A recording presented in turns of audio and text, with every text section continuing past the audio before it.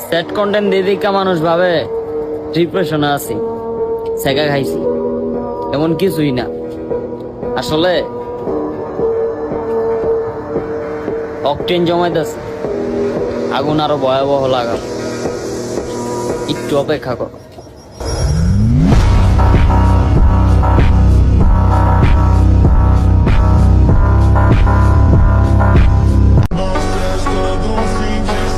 সবই বুঝি কিন্তু কিচ্ছু বলি না। আমরা মানুষকে সুযোগ দেই কিন্তু সুবিধা না।